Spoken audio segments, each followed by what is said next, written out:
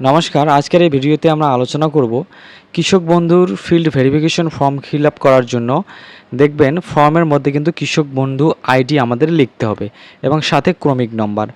তো এখানে এই যে কৃষক বন্ধু আইডি রয়েছে, এই আইডিটি আপনি কিভাবে অনলাইনের মাধ্যমে বের করবেন সেই প্রসেসই আজকে আমরা আলোচনা করব। তার আগে বলে রাখি, এই কৃষক বন্ধু আইডি এবং সিরিয়াল নাম্বার আপনার যে পঞ্চায়েত অফিস রয়েছে সেখানে কিন্তু দেওয়া হয়েছে, সেখান থেকে আপনি জেনে খুব সহজেই লিখতে পারবেন।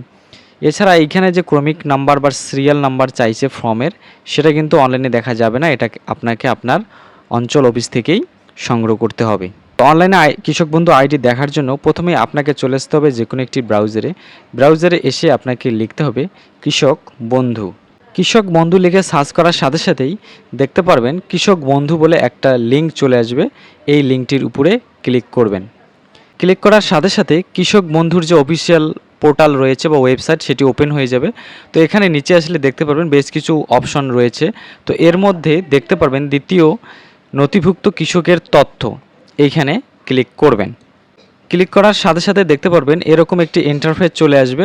তো এখানে একেবারে বাঁ দিকে আসলে দেখতে পারবেন সিলেক্ট অপশন, এখানে ক্লিক করবেন। ক্লিক করলে এখানে বেশ কিছু অপশন দেখতে পারবেন।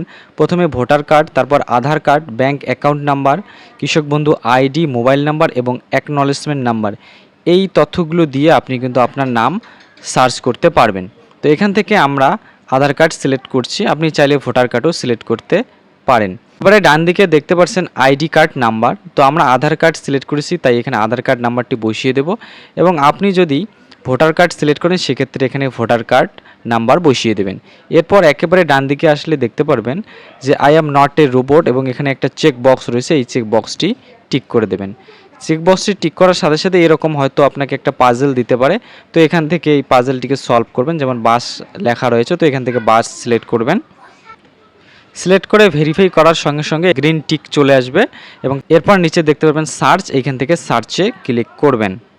সার্চে ক্লিক করার সাথে সাথে দেখতে পারবেন একেবারে নিচে প্রথমে কেবি আইডি বা কৃষক বন্ধুর যে আইডি সেটা এখানে শো করবে, তারপর আধার কার্ড নাম্বার এবং তার লাস্ট 4 ডিজিট এখানে শো করবে, তারপর কৃষকের নাম, তারপর আপনি কোন জেলা থেকে আবেদন করেছেন সেই জেলার নাম, তারপর আপনার ব্লকের নাম এবং একেবারে ডান দিকে দেখতে পারবেন গ্রাম পঞ্চায়েতের নাম দেওয়া থাকবে।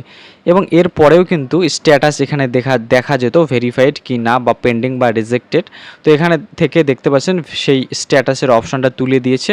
তো ফিল্ড ভেরিফিকেশন হওয়ার পরেই এখানে স্ট্যাটাস আসবে যে আপনার যে অ্যাপ্লিকেশন সেটা অ্যাপ্রুভ হয়েছে নাকি রিজেক্ট হয়েছে।